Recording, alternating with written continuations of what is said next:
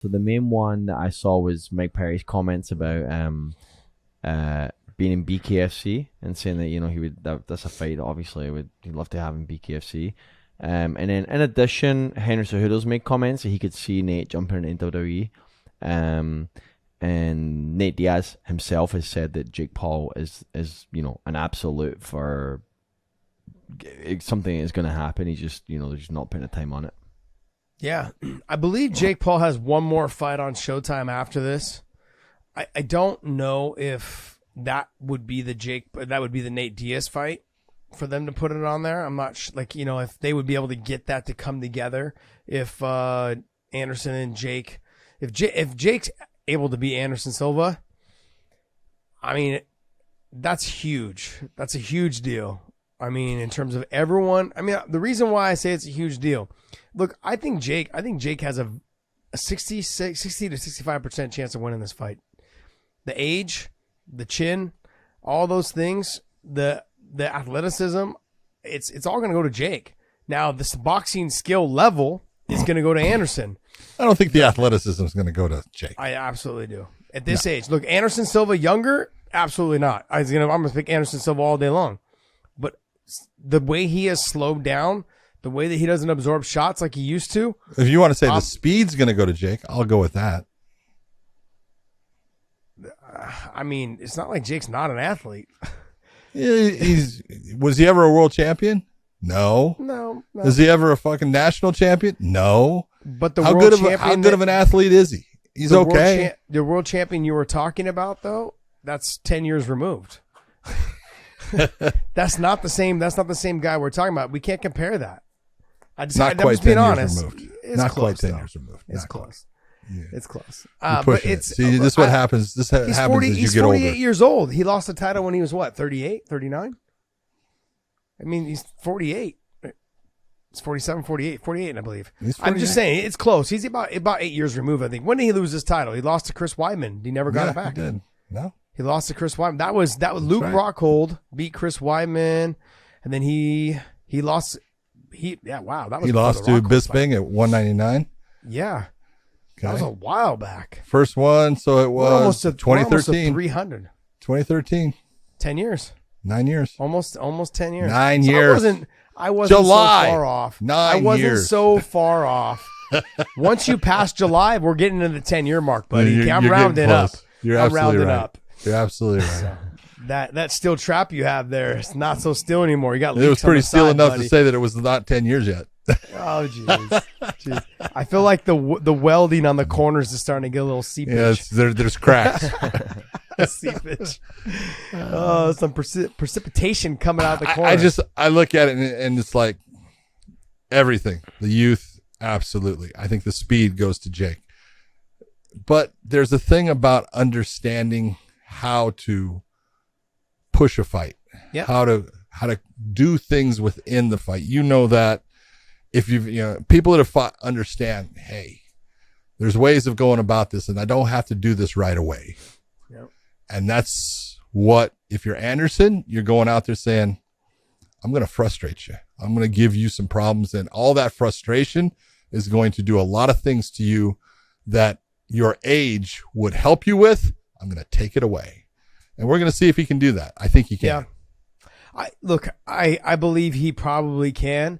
But can he do it for a long duration? I don't know how many rounds is this? 8 rounds? Yeah, but rounds? He went eight with Chavez Jr. and then like it was nothing. Gotcha. So, no problem.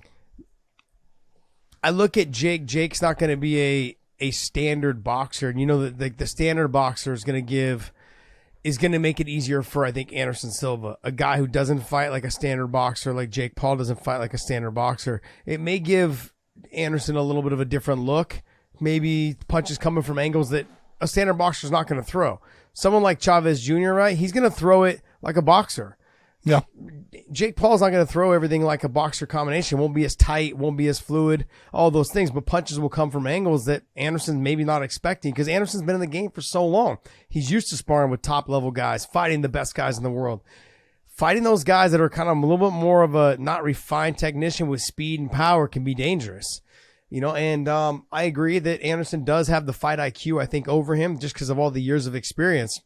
I just look at this. He has slowed down quite a bit. His chin is not what it used to be. When you're fighting those young, aggressive fighters. No, but if you look, and this is the part, take a look at his record. Bring it down. So Uriah Hall was a TKO. He got tired in that. He took some shots. He wasn't knocked out or anything like that.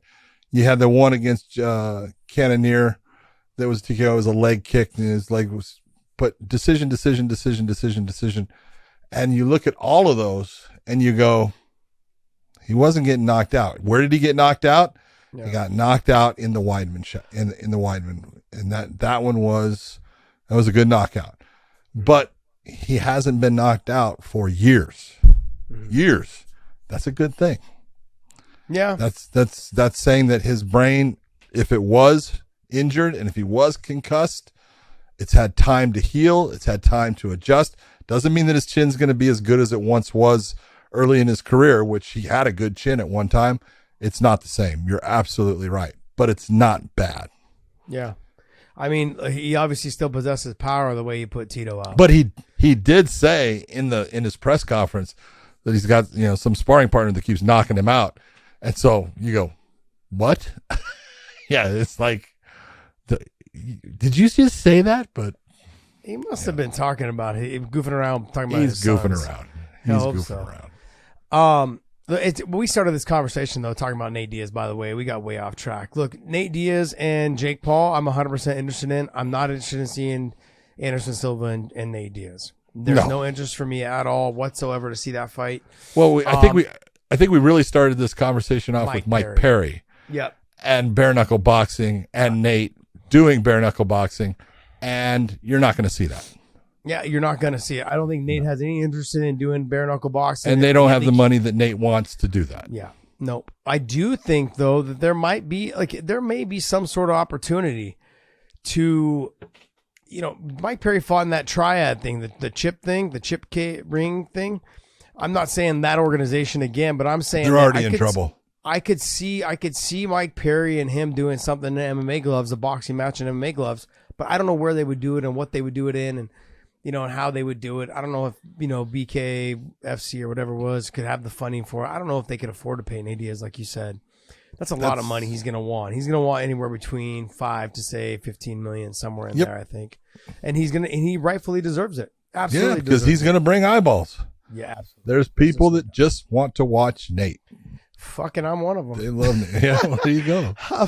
I'm fucking one of them.